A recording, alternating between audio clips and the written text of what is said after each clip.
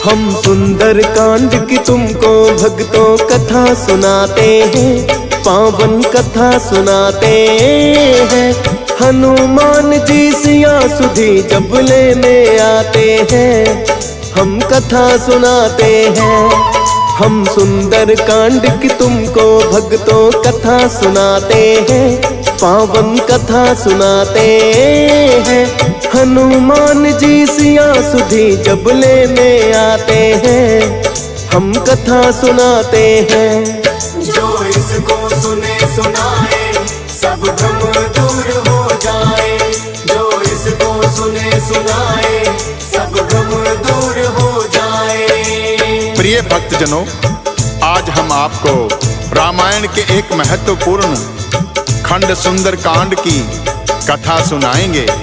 प्रिय भक्तों, रामायण से आप भली भांति परिचित हैं। इसी रामायण का महत्वपूर्ण अध्याय है सुंदरकांड। कहते हैं सुंदरकांड का पाठ करने से अथवा इसे सुनने से हनुमान जी की विशेष कृपा प्राप्त होती है तथा प्रभु श्री राम के प्रति भक्ति और प्रेम बढ़ता है। सुंदरकांड का पाठ करने से या पढ़ने से आध्यात्मिक विकास भी होता है।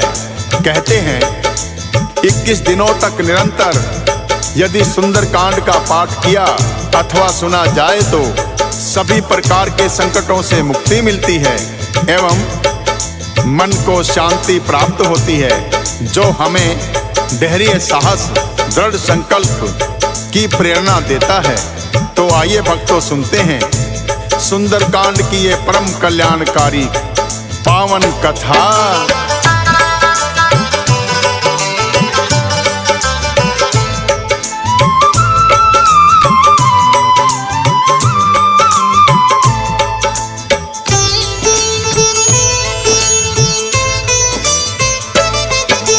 माँ सीता को ले गया रावण, जटायु ने ही बताया। वानर सेना रुक गई सारी जब सागर तट आया। ऐसा योद्धा कौन लांघ कर सागर जो जाए, की है मंत्रणा सबने नाम तो हनुमान का आए। ऋषि श्राप के कारण किंतु बल जो भुलाया था, जामवंत ने याद दिलाया तो याद आया था।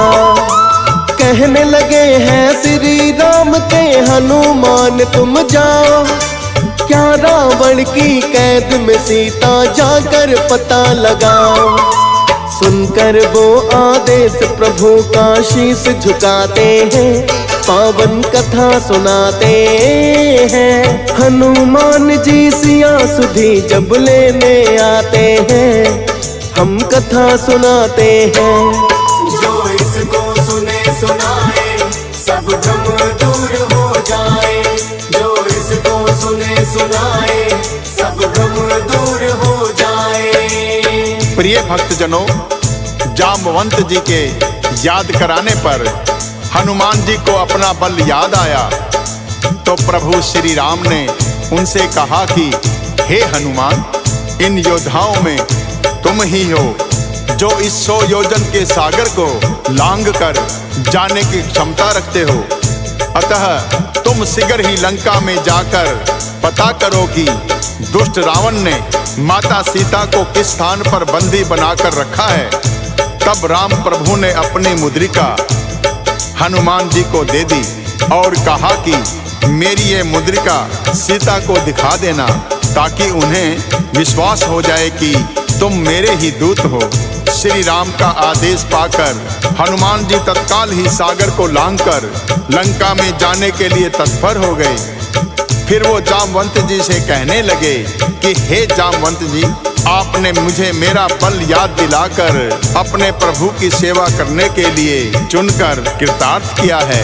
आप कंदमूल फल खाकर मेरी राह देखना, जब तक मैं माँ सीता की सूचना लेकर नहीं आता।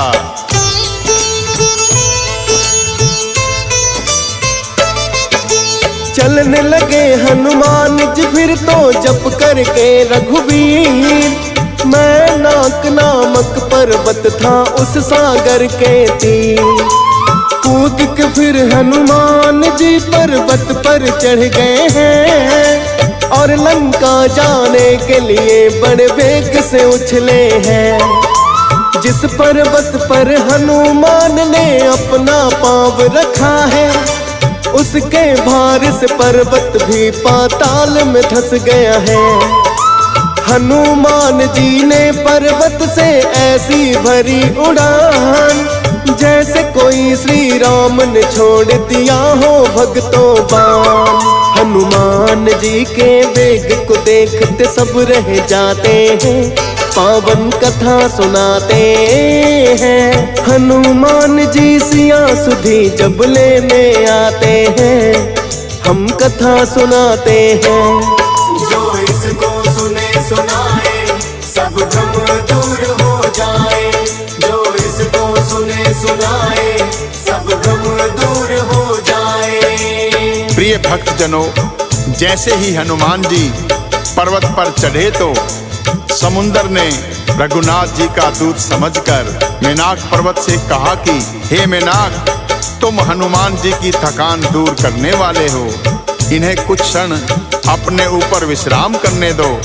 मेनाक पर्वत ने जब हनुमान जी को विश्राम करने के लिए कहा तो हनुमान जी मेनाक पर्वत से कहने लगे कि हे मेनाक, श्री राम जी के काज किए बिना भला मुझे विश्राम कहाँ। और इतना कहकर वो बड़े ही वेग से छलांग लगाई।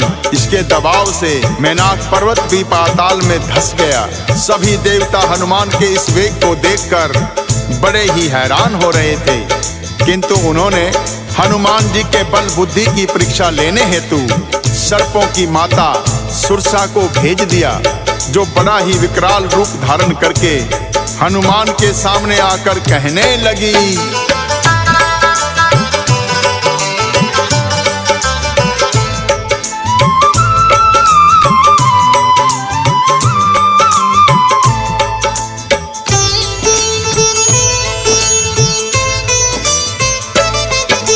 लगता है कि देवों ने आज भोजन मुझे दिया है, भक्षण करूंगी आज तेरा क्या अंतिम इच्छा है। इतना सुनकर सुरसा से ये बोले पवन कुमार, सिया सुधी लेने को माता जा रहा सागर पार। माँ सीता से मिलके हाल में रघुबर को बतलाओ, सत्य वचन है ग्रास स्वयं ही आपका मैं बन जाऊं। पर सुरसा को उनकी बात पे यकीन नहीं आया, भक्षण करने की इच्छा से अपना मुख फैलाया। उनके मुख से दुगना हनुमत बढ़ ही जाते हैं, पावन कथा सुनाते हैं। हनुमान जी सिया सुधी जब लेने आते हैं, हम कथा सुनाते हैं। जो इसको सुने सुनाए सब भ्रम दूर हो जाए। जो इसको सुने सुनाए सब भ्रम दूर हो जाए। प्रिय भक्तजनों, जो ही हनुमान जी का भक्षण करने के लिए सुरसा ने अपना मुख खोला तो हनुमान जी ने भी विशाल रूप धारण कर लिया और उसके मुख से दुगना हो गए। इतना देखकर सुरसा ने अपना मुख 16 योजन खोल दिया, किंतु वो हनुमान जी की शक्ति से कहाँ परिचित थी। हनुमान जी ने अपनी काया को 32 योजन बना लिया। सुरसा ज्यों-ज्यों अपने मुख का विस्तार करती, हनुमान जी उनसे दुगना हो जाते। जब सुरसा ने अपने मुख का विस्तार करते हुए 100 योजन बढ़ा लिया तो हनुमान जी ने बहुत ही छोटा सा रूप धारण कर लिया और उनके मुख में प्रवेश करके तत्काल बाहर निकल गए और कहने लगे, हे माता, आपकी प्रतिज्ञा पूर्ण हुई, अब मुझे जाने की आज्ञा प्रदान करें। तब सुरसा प्रसन्नचित्त होकर कहने लगी, हे कपि श्रेष्ठ, मैंने तुम्हारे बुद्धि बल की परीक्षा कर ली है। इसके लिए मुझे देवताओं ने भेजा था। तुम श्री रामचंद्र जी का कार्य अवश्य ही पूर्ण करोगे, क्योंकि तुम बल बुद्धि के भंडार हो। और यह आशीर्वाद देकर सुरसा तत्काल ही प्रस्थान कर गई।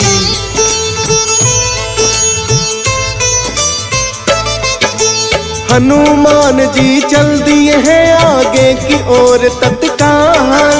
सागर में एक राक्षसी रहती जिसका रूप विकराल। आकाश मार्ग में उड़ते हुए पक्षियों को जो खाती थी, परछाई को पकड़ के भोजन उन्हें बनाती थी। हनुमान जी को उसने आकाश मार्ग में देखा, भोजन इसे बना लूं अपना, राक्षसी ने ये सोचा। हनुमान जी को भी पकड़ना जब उसने चाहा, रामदूत के आगे उसकी नहीं चली है माया। मार के घूंसा राक्षसी को परलोक पठाते हैं, पावन कथा सुनाते हैं। हनुमान जी सिया सुधी जब लेने आते हैं, हम कथा सुनाते हैं। जो इसको सुने सुनाए सब भ्रम दूर हो जाए। जो इसको सुने सुनाए सब भ्रम दूर हो जाए। प्रिय भक्तजनों, पवन पुत्र धीर बुद्धि वीर श्री हनुमान जी उस राक्षसी को परलोक भेजकर सागर के पार लंका में प्रवेश कर गए। वहां जाकर उन्होंने वन की शोभा देखी। अनेकों प्रकार के सुगंधित फूलों से सुशोभित उस वन में पक्षी चहचहा रहे थे और भंवरे पुष्पों पर मंडरा रहे थे। पास ही एक विशाल पर्वत था। हनुमान जी बह त्याग कर उस पर्वत पर चढ़ गए और लंका नगरी को निहारने लगे। उन्होंने देखा कि सोने की बड़ी ऊंची चार दीवारी, लंका में सभी घर सोने से बने हुए थे। चौराहे, बाजार, मार्ग और गलियां अत्यंत ही सुंदर दिखाई पड़ती हैं, जहां अनेक रूपों के राक्षसों के दल उनकी बलवान सेना सहित विहार कर रहे हैं। अत्यंत ही बलशाली शरीर वाले अनेकों राक्षस सब ओर से लंका नगरी की सुरक्षा में तैनात हैं। हनुमान जी ने सोचा कि ऐसी सुरक्षा को किस प्रकार भेदा जा सकता है।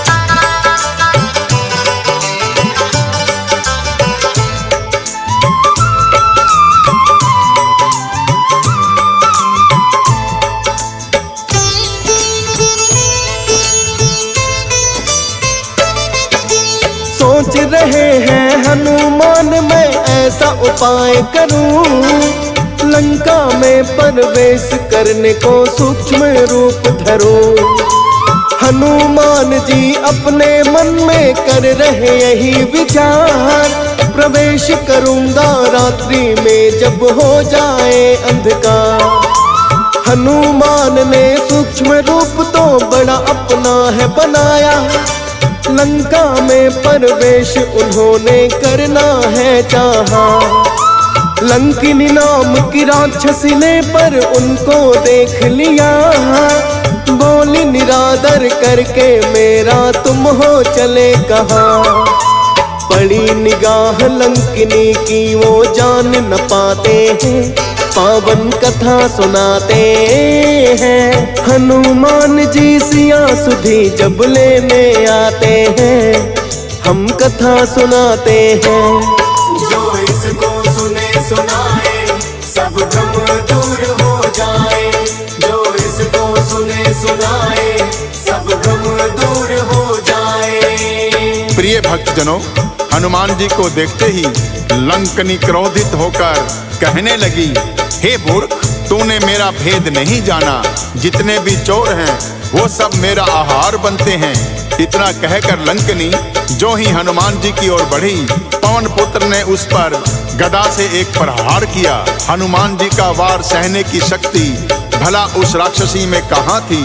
हनुमान जी के एक ही वार से वो तत्काल ही धरा पर गिर गई, किंतु फिर वो संभल कर उठी और डर के मारे हाथ जोड़कर विनती करने लगी कि हे रामदूत, जब ब्रह्मा जी ने रावण को वरदान दिया था तो उन्होंने जाते समय मुझे राक्षसों के विनाश की पहचान बता दी थी कि जब तू एक वानर के प्रहार से व्याकुल हो जाए तब राक्षसों का संहार निकट जान लेना।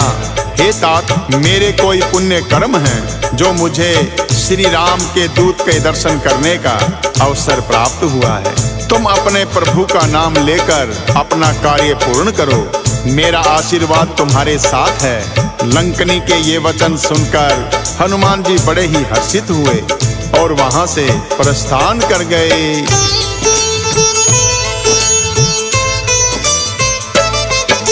लंका के प्रत्येक महल का निरीक्षण जब है किया, हनुमान जी को माँ सीता नहीं दिखी है वहाँ। फिर एक सुंदर महल बड़ा ही दिया दिखाई है, जिसकी शोभा शब्दों में जाती नहीं गाई है। अनेकों ही तुलसी के पौधे महल में लगे हुए हैं, दीवारों पर श्री राम के शस्त्र भी छपे हुए हैं। हनुमान जी सोच रहे अपने मन ही मन है, इन राक्षसों के कुल में जाने कौन यहाँ सज्जन है। सुनकर आहट तभी विभीषण जाग ही जाते हैं, पावन कथा सुनाते हैं। हनुमान जी सिया सुधी जब लेने आते हैं, हम कथा सुनाते हैं। जो इसको सुने सुनाए सब भ्रम दूर हो जाए, जो इसको सुने सुनाए सब भ्रम दूर हो जाए। प्रिय भक्तजनों, विभीषण जी हनुमान जी के पास आए और उन्होंने राम नाम का उच्चारण किया। लंका नगरी में किसी दैत्य के मुख से राम नाम का उच्चारण सुनकर हनुमान जी का हृदय प्रसन्न हुआ। हनुमान जी पूछने लगे कि आप कौन हैं, जो दैत्य कुल में जन्म लेने पर भी मेरे प्रभु श्री राम की भक्ति करते हैं। तब विभीषण ने अपना परिचय देते हुए कहा कि हे कपि श्रेष्ठ, मैं रावण का छोटा भाई विभीषण हूँ। यहाँ दैत्यों में मैं ऐसे रह रहा हूँ जैसे दांतों के बीच जिह्वा रहती है, किंतु मुझ पर श्री राम की असीम कृपा हुई जो मुझे आपके दर्शन हो गए। हनुमान जी कहने लगे, मैं तो अपने प्रभु का एक छोटा सा सेवक हूँ, धन्य तो मैं हो गया आपके दर्शन पाकर। इस प्रकार दोनों राम भक्तों ने प्रभु की लीलाओं का गुणगान किया। फिर हनुमान जी पूछने लगे, मैं माता सीता के दर्शन करना चाहता हूँ, कृपा करके मुझे उनके निवास स्थान का पता दीजिए। तो विभीषण ने हनुमान जी को अशोक वाटिका का पता बता दिया।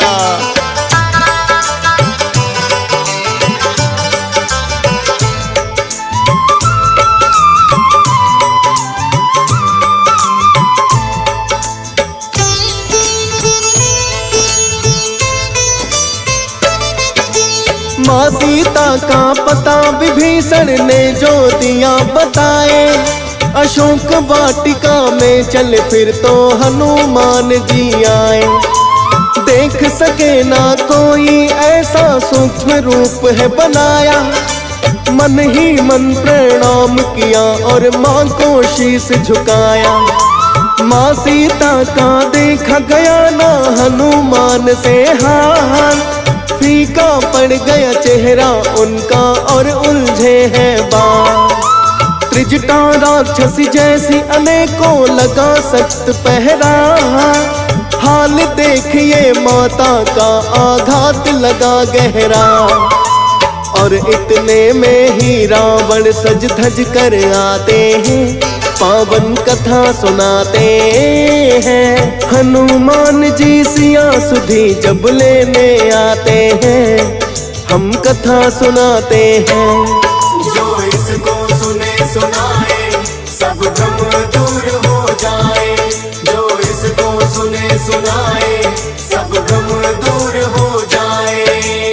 प्रिय भक्तजनों, दुष्ट रावण ने आकर माता सीता को बहुत प्रकार से समझाया और शाम दाम दंड भेद भी दिखाया और कहने लगा कि हे सीते, मैं मंदोदरी सहित सभी रानियों को तुम्हारी दासी बना दूंगा, तुम एक बार मेरी आंखों में देखो तो सही। प्रिय भक्तों, माता सीता रावण के वचन सुनकर अपने प्रभु श्री राम का स्मरण करते हुए तिनके की आड़ से पर्दा करके बोली कि हे पापी, तू छल से मुझे हर लाया। अरे निर्लज्ज, तुम्हें तनिक भी लाज नहीं आई। तू मुझे पटरानी बनाने का क्या लालच देगा? मेरे प्रभु श्री राम सूर्य के समान हैं, उनके सामने तू जुगनू भी नहीं। माँ सीता के कठोर वचन सुनकर रावण ने क्रोधित होकर अपनी तलवार निकाली और कहने लग गया, तुम मेरे बल से अभी परिचित नहीं हो। तुम्हारा सर अभी धड़ से अलग कर सकता हूँ। अपने बल का स्वयं गुणगान करते हुए रावण सीता की ओर बढ़ा तो रानी मंदोदरी ने उन्हें नीति के विरुद्ध कहकर रोक दिया। तब रावण ने सभी दासियों से कहा, सीता को सभी प्रकार से भय दिखाकर उसे मनाओ। यदि महीने भर में ये मेरा कहा ना माने तो मैं इसका सर धड़ से अलग कर दूंगा। इतना कहकर क्रोध की अग्नि में जलता हुआ रावण वापस लौट गया।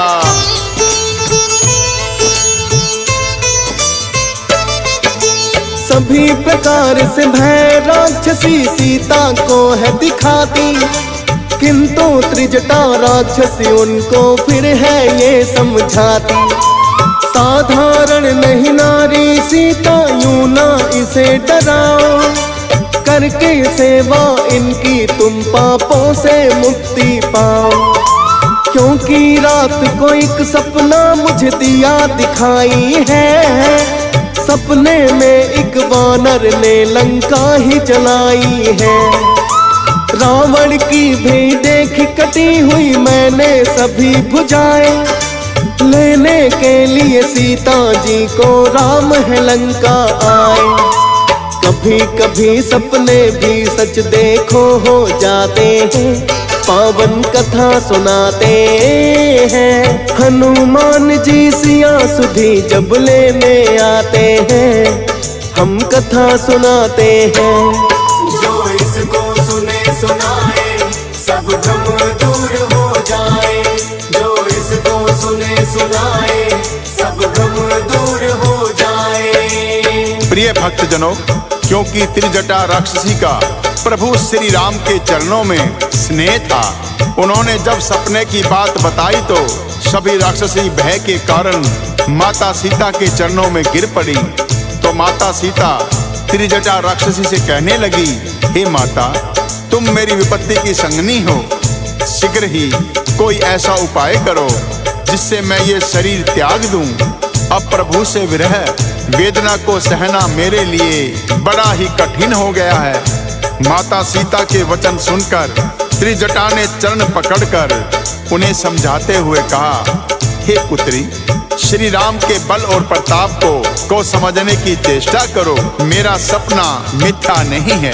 प्रभु राम अति शीघ्र ही तुम्हें ले जाएंगे और रावण सहित सभी दुष्ट मृत्यु को प्राप्त होंगे। त्रिजटा और माता सीता का ये वार्तालाप हनुमान जी सूक्ष्म रूप में वृक्ष पर बैठे सुन रहे थे। तभी उन्होंने सोचा कि अब प्रभु की निशानी माता सीता को दे दी जाए।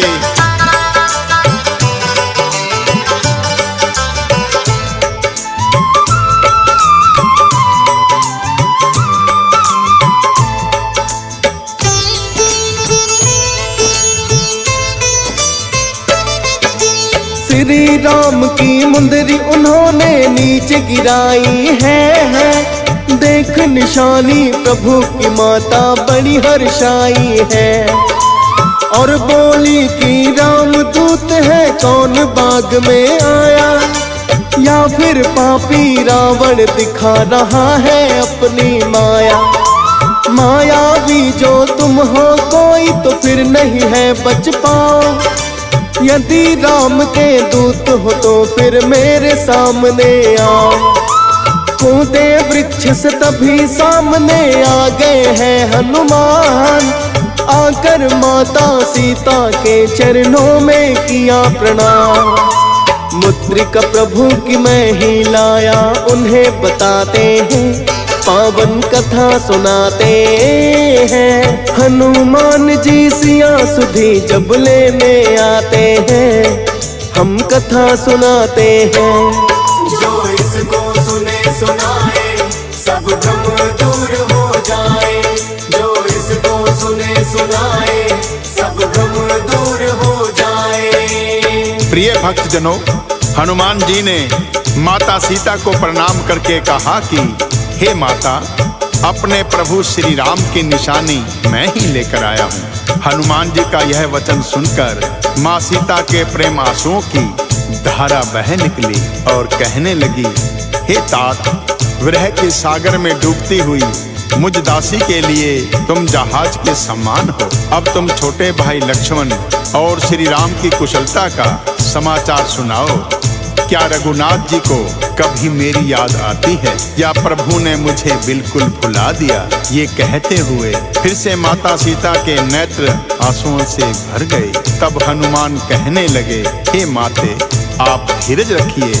प्रभु श्री राम और लक्ष्मण जी अत्यंत ही कुशल हैं, परंतु आपके बिना बहुत ही दुखी हैं। आप मन में गलानी मत करिए और रघुनाथ जी का संदेश सुनिए। प्रभु श्री राम ने कहा है कि हे सीते, तुम्हारे वियोग में मेरे लिए सभी पदार्थ प्रतिकूल हो गए हैं।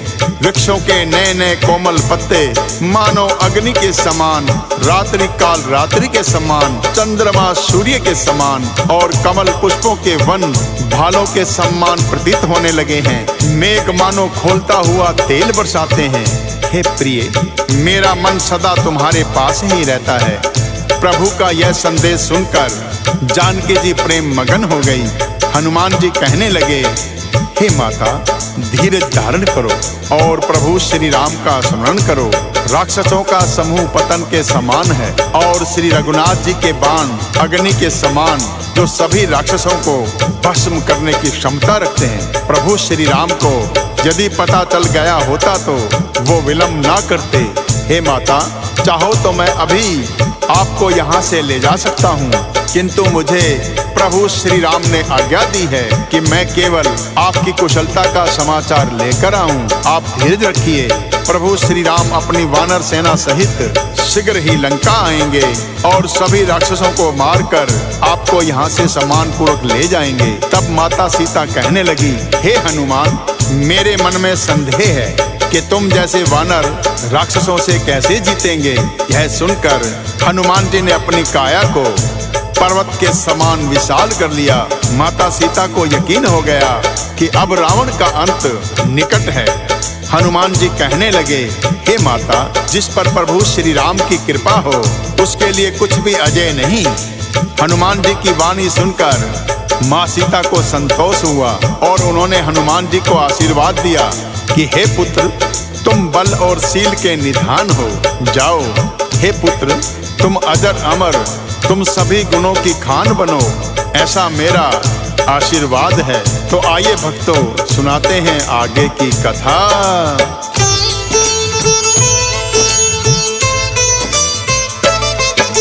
माँ सीता ने हनुमान को आशीर्वाद दिया। कहने लगी, हनुमान, आपने मुझे कृतार्थ किया।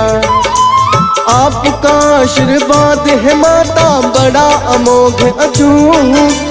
फल खाने की इच्छा है अब मुझे लगी है भूख। यदि आपकी आज्ञा हो तो माता फल खाऊंगा। मीठे फलों को खाकर अपनी भूख मिटाऊंगा। माँ सीता ने आज्ञा दे दी हनुमत को तत्काल। चढ़े उछल कर वो तो वृक्ष पर जहाँ लगे फल्ला। ताजा फलों को भर के पेट हनुमान जी खाते हैं। पावन कथा सुनाते हैं। हनुमान जी सिया सुधी जब लेने आते हैं, हम कथा सुनाते हैं। जो इसको सुने सुनाए सब भ्रम दूर हो जाए। जो इसको सुने सुनाए सब भ्रम दूर हो जाए। प्रिय भक्तजनों, इस प्रकार हनुमान ने चुन चुन कर मीठे मीठे फल खाए और अनेकों पेड़ उखाड़ कर फेंक दिए।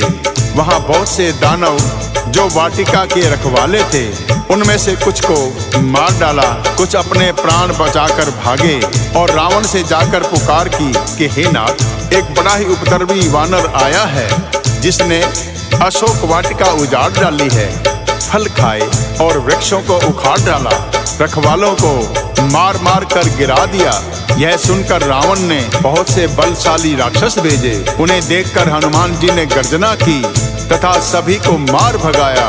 तब रावण ने अपने पुत्र अक्षय कुमार को अनेक बलशाली राक्षसों के साथ भेजा, किंतु हनुमान जी के आगे कोई भी नहीं टिक पाया। अक्षय कुमार सहित रावण के अनेक योद्धाओं का वध हनुमान जी ने कर दिया। जब रावण को ज्ञात हुआ कि उस वानर ने अक्षय कुमार का भी वध कर दिया है, उन्होंने अपने बड़े पुत्र मेघनाद को भेजा और कहा कि ऐसा कौन बलशाली वानर आया है जिसने अक्षय कुमार सहित हमारे अनेक बलशाली योद्धाओं को मार गिराया। तुम शीघ्र ही उसे जाकर पकड़ कर लाओ, हम स्वयं उसे मृत्यु दंड देंगे। अपने पिता की आज्ञा पाकर मेघनाद गरजता हुआ अशोक वाटिका की ओर आया। हनुमान जी ने जब देखा कि मेघनाद उनसे युद्ध करने आया है, तो उन्होंने बहुत ही एक विशाल वृक्ष उखाड़ कर मेघनाद के ऊपर प्रहार किया। मेघनाद का रथ तिनके की भांति बिखर गया। क्रोधित होकर मेघनाद ने भी हनुमान जी पर वार किया, किंतु मेघनाद का हर वार हनुमान को पुष्प की वर्षा के समान लग रहा था। मेघनाद ने अनेकों प्रकार की माया रची, किंतु हनुमान जी से जीत ना सके और अंत में उन्होंने ब्रह्मपात हनुमान जी के ऊपर छोड़ दिया। ब्रह्मपास को देखकर हनुमान जी हाथ जोड़कर खड़े हो गए और उन्होंने स्वयं को ब्रह्मपास में बांध लिया। हनुमान जी को ब्रह्मपास में बंदी बनाकर मेघनाद रावण की सभा में ले आए। हनुमान जी को देखकर रावण दुर्वचन कहता हुआ जोर से हंसा। फिर पुत्र अक्षय कुमार का स्मरण किया तो उनके हृदय में विषाद उत्पन्न हो गया और क्रोधित होकर कहने लगा, अरे वानर, तू कौन है? किसके कहने पर तूने अशोक वाटिका को उजाड़कर मेरे पुत्र का वध कर दिया? तूने किस कारण से राक्षसों को मारा? अरे मूर्ख, क्या तुम्हें अपने प्राण गंवाने का भय नहीं? तब रावण के वचन सुनकर तब हनुमान जी बिना भयभीत होकर कहने लगे,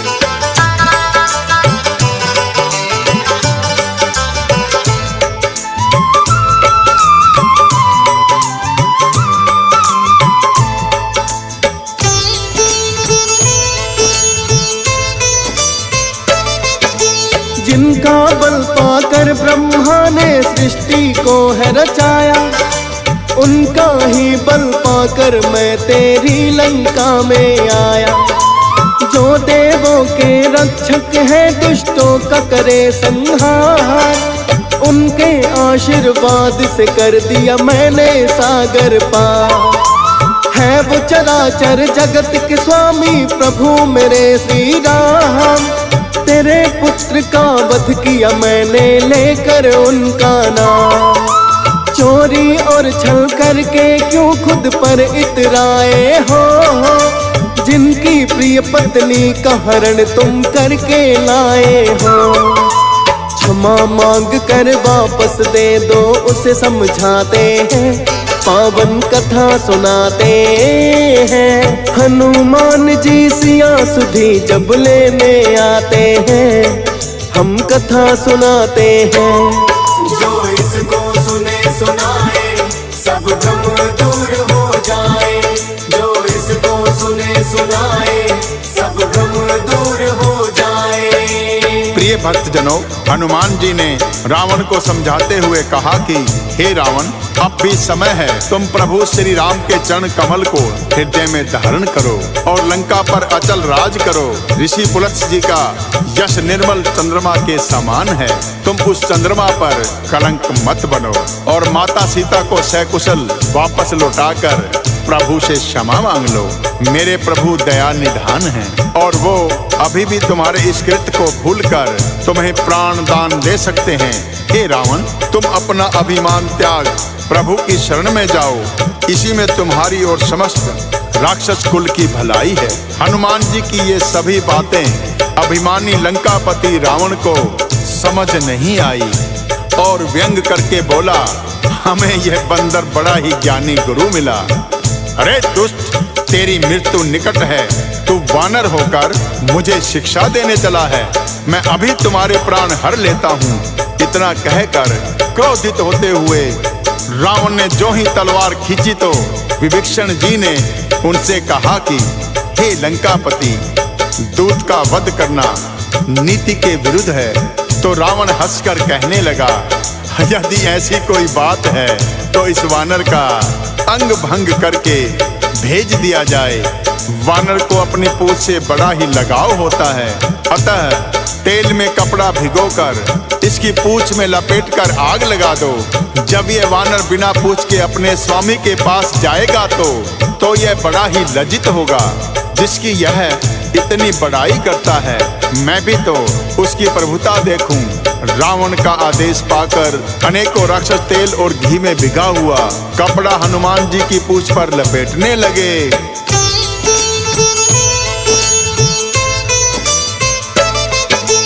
जितना कपड़ा राक्षस उनकी पूंछ में लिपटाते हैं, लेकर के वो नाम प्रभु का अपनी पूंछ बढ़ाते। हनुमान जी की शक्ति को रावण ना पहचाना, पूंछ में आग लगाकर चाहता रावण जिसे जलाना।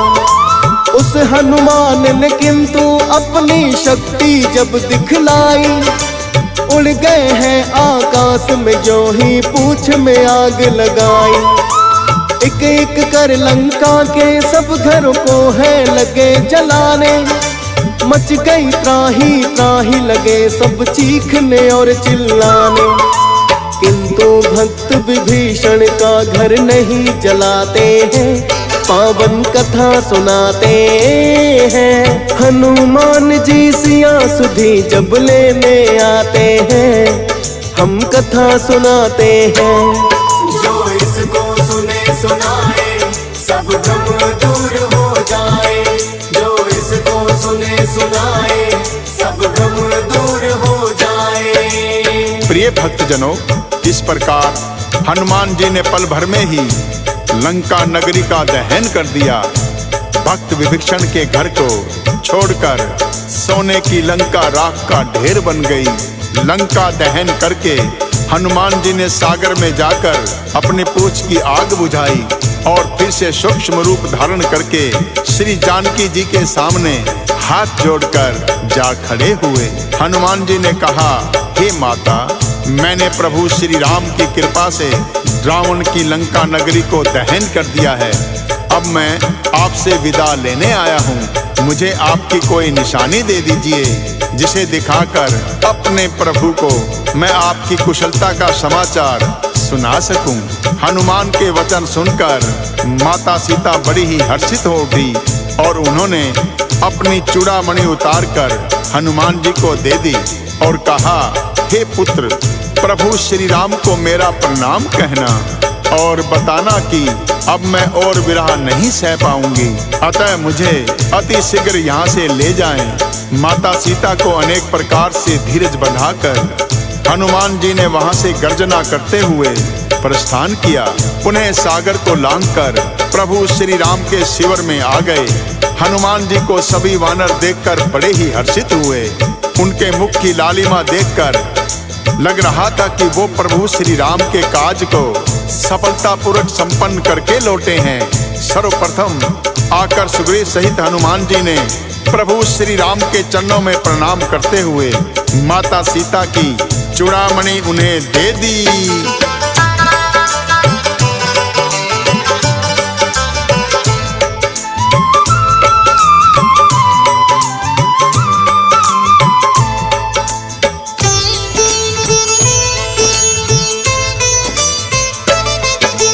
प्रभु राम ने हनुमान को गले लगा लिया है। कहने लगे कि तुमने मुझ पर बड़ा उपकार किया है और न कोई सेवक होगा मेरा तेरे समान। फूले नहीं समाए इतना सुनकर के हनुमान। कहने लगे हैं प्रभु आपका ही सब है परताप। मैं तो आपके चरणों का एक छोटा सा हूँ दास। माँ सीता के दुख को देख के पर्वत भी डोले। शीघ्र चलो अब लंका नगरी हनुमान बोले। बोले प्रभु अब हम भी देर नहीं करना चाहते हैं, पावन कथा सुनाते हैं। हनुमान जी सिया सुधी जब लेने आते हैं, हम कथा सुनाते हैं। जो इसको सुने सुनाए सब भ्रम दूर हो जाए, जो इसको सुने सुनाए सब भ्रम दूर हो जाए। प्रिय भक्तजनों, प्रभु श्री राम ने सुग्रीव को बुलाया और कहा कि अब लंका चलने की तैयारी करो। वानर राज सुग्रीव ने शीघ्र ही अपनी सेना को बुलाया और आदेश दिया कि लंका कूच की तैयारी करो। तो सभी सेनापति आ गए। वानर और भालुओं के अनेक समूह जिनमें अतुलनीय बल है, प्रभु के चरणों में शीश नवाते हुए गरजने लगे। प्रभु ने अपनी कृपा दृष्टि सब पर डाली। प्रभु की कृपा दृष्टि पाकर श्रेष्ठ वानर मानो बड़े पंखों वाले पर्वत बन गए। तब श्री राम जी ने हर्षित होकर प्रस्थान किया। अनेक सुंदर और शुभ शगुन हुए। जानकी जी ने भी जान लिया कि प्रभु श्री राम अति शीघ्र लंका आ जाएंगे, क्योंकि उन्होंने मन से जान लिया था। जानकी जी को जो शगुन होते गए वही रावण के लिए अपशगुन हुए। तो रावण की पत्नी मंदोदरी ने हाथ जोड़कर अपने पति को समझाया कि हे स्वामी, जिसका एक ही दूत सारी लंका नगरी को जलाकर राख कर चला गया, आप उससे शत्रुता ना करें। सीता को लौटाकर श्री राम से क्षमा मांग लेनी चाहिए। किंतु रावण हंसता हुआ कहने लगा, स्त्रियों का स्वभाव सचमुच ही बड़ा डरपोक होता है। मंगल में भी भय करती हो। तुम्हारा हृदय बहुत ही कमजोर है। यदि वानरों की सेना आएगी तो राक्षस उन्हें खाकर उन्हें अपना आहार बना लेंगे। लोकपाल भी जिसके डर से कांपते हैं, उसकी स्त्री डरती हो, यह बड़ी लज्जा की बात है। ऐसा कहकर जोर से हंसते हुए रावण अपनी सभा में जाकर बैठ गया। जो ही रावण सभा में बैठा, खबर मिली कि शत्रु सेना समुद्र के इस पार पहुंच गई है। तभी विभीषण रावण को समझाते हुए कहने लगे,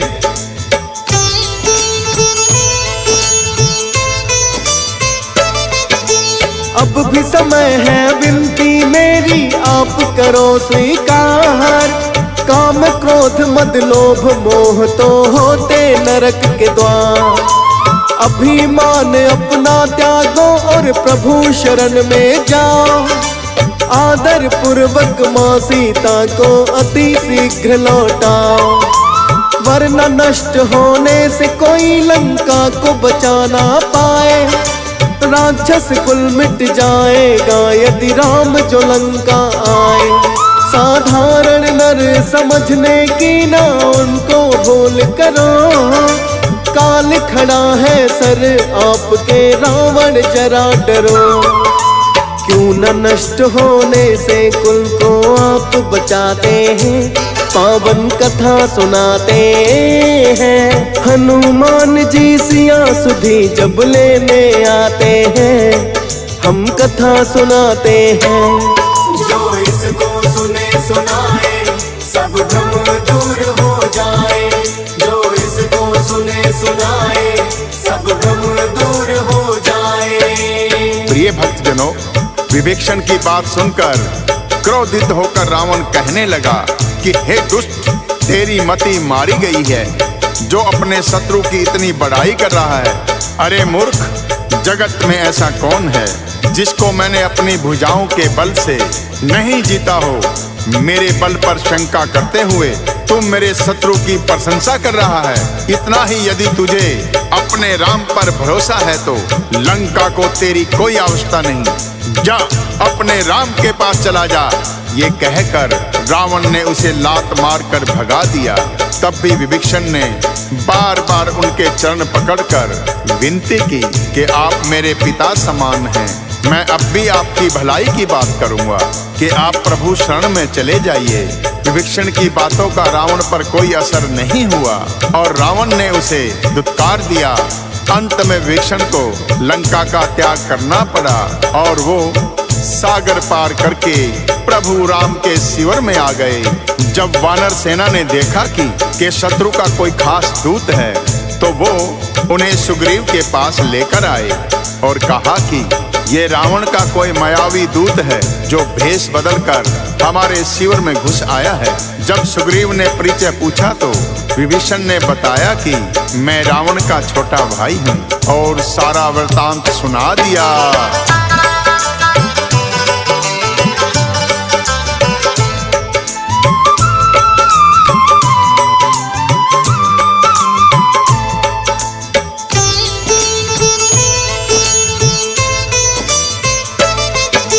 प्रभु राम को फिर सुग्रीव ने है संदेश सुनाया, छोटा भाई रावण का है आपकी शरण में आया।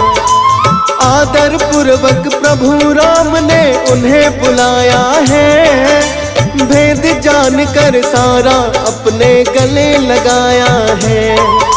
कृपा राम की पाई विभीषण बड़े प्रसन्न हुए हैं, कहने लगे कि आज तो मेरे भाग्य ही धन्य हुए। शरणागत के रक्षक होते हैं भक्तों सदा राम, प्रभु ने दिया विभीषण को फिर लंकापति है नाम। करके राज तिलक वो मुकुट भी उन्हें पहनाते हैं, पावन कथा सुनाते हैं। हनुमान जी सिया सुधी जब लेने आते हैं, हम कथा सुनाते हैं। जो इसको सुने सुनाए सब भ्रम दूर हो जाए, जो इसको सुने सुनाए सब भ्रम दूर हो जाए। प्रिय भक्तजनों, प्रभु श्री राम का प्रेम पाकर विभीषण कहने लगे कि हे प्रभु, मेरा बड़ा ही सौभाग्य है जो मैंने आपके दर्शन पा लिए, मेरा जीवन धन्य हो गया। विभीषण की बात सुनकर प्रभु राम कहने लगे, हे विभीषण, आपके अंदर कोई अवगुण नहीं है, आप मेरी शरण में आए हो। मेरी शरण में आने वाले ब्रह्म हत्यारे का भी मैं कल्याण करता हूँ। आज से तुम लंकापति भक्त विभीषण के नाम से ही पुकारे जाओगे। तब प्रभु श्री राम कहने लगे कि हे वानर राज सुग्रीव और लंकापति विभीषण, सुनो, इस गहरे समुद्र को किस प्रकार पार किया जाए।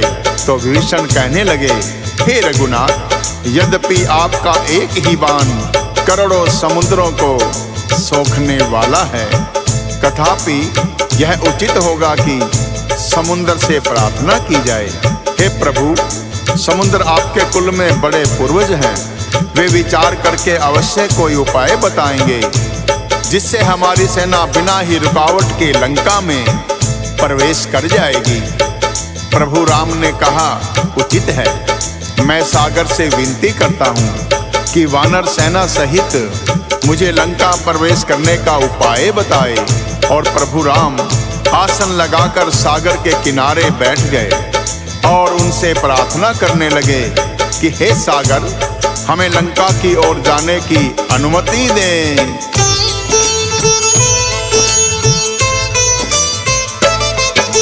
प्रभु राम सागर से विनय करने को बैठ जाए, रावण के दो गुप्तचर हैं वानर बनकर आए। किंतु वानर सेना ने उनको पहचान लिया, लगे पकड़कर उन्हें मारने ऐसा दंड दिया। अंग भंग करने को उनके हो गए सब तैयार, दोनों गुप्तचर हाथ जोड़कर करने लगे पुकार।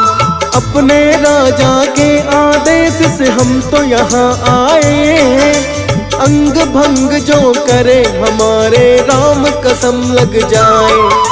राम कसम जो दे दी सब पीछे हट जाते हैं, पावन कथा सुनाते हैं। हनुमान जी सिया सुधी जब लेने आते हैं, हम कथा सुनाते हैं। जो इसको सुने सुनाए सब भ्रम दूर हो जाए, जो इसको सुने सुनाए सब भ्रम दूर हो जाए। प्रिय भक्तजनों, रावण के गुप्तचरों को पकड़कर सब वानर उन्हें लक्ष्मण के पास ले आते हैं। तब लक्ष्मण उन दोनों गुप्तचरों को कहते हैं, तुमने हमारी वानर सेना का बल देख लिया होगा। यदि तुमने इन्हें प्रभु की कसम ना दी होती तो तुम कटे हुए नाक कान लेकर लंका में जाते। जाओ, हमारी ओर से रावण को यह पत्रिका दे देना, जिसमें लक्ष्मण ने रावण के लिए अंतिम चेतावनी लिखी थी कि अब भी समय है, अपने भ्राता विभीषण की भांति प्रभु की शरण में आ जाओ और सीता माता को सकुशल लौटाकर प्रभु से क्षमा याचना करो, वरना तुम्हारा काल निश्चित है। पत्रिका लेकर दोनों गुप्तचर लंका लौट गए तो रावण ने पूछा कि हे सुख, कहो क्या समाचार है। तो शुक नामक गुप्तचर रावण से कहा, हे दशानन, क्रोध त्याग कर हमारी बात सुनो। यद्यपि श्री राम के बाणों में इतना बल है, उनका एक बाण ही करोड़ों सागरों को सुखा सकता है, किंतु उनकी सरलता ऐसी है कि वो सागर से अपने और वानर सेना के लिए रास्ता मांग रहे हैं। और उनकी वानर सेना के बल का वर्णन तो हम सहस्त्र मुख से भी नहीं कर सकते। जिस हनुमान ने सारी लंका नगरी को दहन कर दिया, उससे कई गुना बल उनके अनेक योद्धाओं में है। हमने अपने कानों से सुना और आंखों से देखा है। हनुमान जैसे बलशाली वानर श्री राम की सेना में बहुत हैं। अकेले वानर राज सुग्रीव बड़े ही बलशाली हैं। इसलिए हे नाथ, श्री राम से युद्ध का विचार त्याग कर और उनकी शरण में जाकर क्षमा याचना करें। उनकी बात सुनकर रावण जोर से हंसा और कहने लगा, यदि राम और उनकी सेना में इतना बल होता तो किसी भिक्षु की भांति सागर से याचना करने की क्या आवश्यकता थी। तुम व्यर्थ ही भयभीत होकर उन वनवासी की प्रशंसा कर रहे हो। या तो वो लंका में प्रवेश ही नहीं कर सकते, यदि आ भी गए तो हमारे वीर योद्धाओं के हाथों काल को ही प्राप्त होंगे। अभिमानी रावण को किसी की बात समझ नहीं आ रही थी। इधर श्री राम सागर से प्रार्थना करके वानर सेना के लिए लंका प्रवेश का उपाय पूछ रहे थे, किंतु 3 दिन बीत जाने पर सागर जब शांत रहा तो श्री राम की सहनशीलता भी टूट गई और उन्होंने लक्ष्मण से कहा,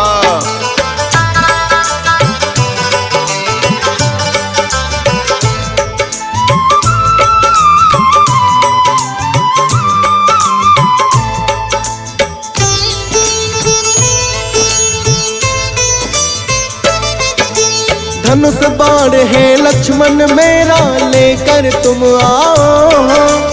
अभी सुखा दूंगा सागर को, देखते तुम जाओ। लक्ष्मण ने भी उनकी आज्ञा का पालन किया है। श्री राम को लाकर उनका धनुष बाण दिया है। जो ही अग्नि बाण राम ने चलाना है चाहा, ब्राह्मण रूप में सागर उनके सामने है आया। हाथ जोड़कर विनती उनसे करने लगा सागर, शांत स्वभाव है मेरा भगवन आपकी आज्ञा पाकर। मर्यादा में रहना मुझको आप सिखाते हैं, पावन कथा सुनाते हैं। हनुमान जी सिया सुधी जब लेने आते हैं, हम कथा सुनाते हैं। जो इसको सुने सुनाए सब गम दूर हो जाए। जो इसको सुने सुनाए सब गम दूर हो जाए। प्रिय भक्तजनों, जैसे ही प्रभु राम ने अपना धनुष बाण चढ़ाया, ब्रह्म रूप में सागर आकर कहने लगे, हे प्रभु मेरे सब अवगुण क्षमा कीजिए। हे नाथ, वायु, अग्नि, जल और पृथ्वी, इन सब का स्वभाव आपके प्रताप से जड़ ही है। आपकी प्रेरणा से ही माया ने सृष्टि में इन्हें उत्पन्न किया है। सब ग्रंथों ने यही गाया है। जिसके लिए स्वामी की जैसी आज्ञा है वह उसी प्रकार से रहने में सुख पाता है। प्रभु, आपने अच्छा किया कि मुझे दंड देने के लिए तत्पर हो गए। आपके प्रताप से मैं सूख भी जाऊंगा और सेना पार उतर भी जाएगी, किंतु इसमें मेरी मर्यादा भंग हो जाएगी। हे प्रभु, आप मर्यादा पुरुषोत्तम हैं। आपके प्रताप से ही मैंने मर्यादा में रहना सीखा है, किंतु आपकी आज्ञा का उल्लंघन भी मैं नहीं कर सकता। यदि आप आज्ञा देंगे तो मैं अभी सूख जाऊंगा, किंतु जो जलचर प्राणी मुझ में जीवन यापन कर रहे हैं उनकी मृत्यु हो जाएगी। अतः हे प्रभु, मुझे उचित आदेश दीजिए। सागर के विनय पूर्वक वचन सुनकर प्रभु श्री राम उनसे कहने लगे, हे सिंधुराज, कृपा करके हमें कोई ऐसा उपाय बताओ जिससे वानरों सहित मेरी सेना पार उतर जाए। प्रभु की विनती सुनकर सागर उनसे कहने लगे,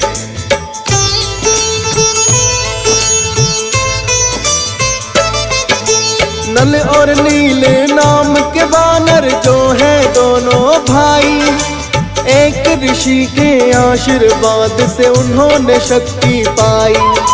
पत्थर भी पानी में छोड़े तो वो तैर जाएंगे, मेरे ऊपर से तू दोनों भाई बनाएंगे।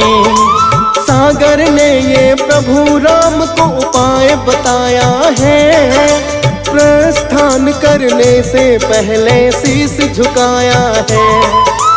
सिंधु पार करने का उपाय प्रभु ने जान लिया, और सुग्रीव को उन्होंने है फिर तो आदेश दिया। फिर तो दोनों भाइयों को प्रभु राम बुलाते हैं, पावन कथा सुनाते हैं। हनुमान जी सिया सुधी जब लेने आते हैं, हम कथा सुनाते हैं।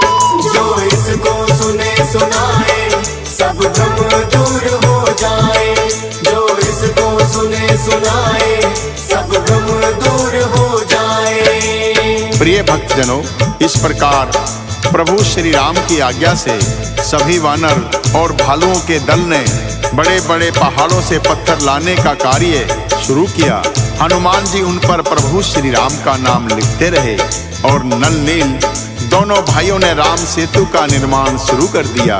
प्रिय भक्तजनों, सुंदरकांड का समापन यही होता है, जो कि रामायण का एक बड़ा ही महत्वपूर्ण खंड है। प्रिय भक्तों, कहते हैं सुंदरकांड का पाठ घर में करवाने और करने से श्री राम और हनुमान जी दोनों की विशेष कृपा प्राप्त होती है। और यदि पाठ ना भी करवाया जाए, केवल श्रद्धा पूर्वक सुनने पर भी प्रभु श्री राम और हनुमान अपने भक्तों पर बहुत कृपा करते हैं। अतः भक्तों, सुंदरकांड पाठ की महत्वपूर्ण घटनाएं हमने एक छोटी सी कथा के माध्यम से आपको सुनाने का प्रयत्न किया है। इसमें यदि कोई त्रुटि रह गई हो तो हम क्षमा प्रार्थी हैं। प्रिय भक्तजनों, तो एक बार प्रेम से बोलिए, सियावर रामचंद्र की जय।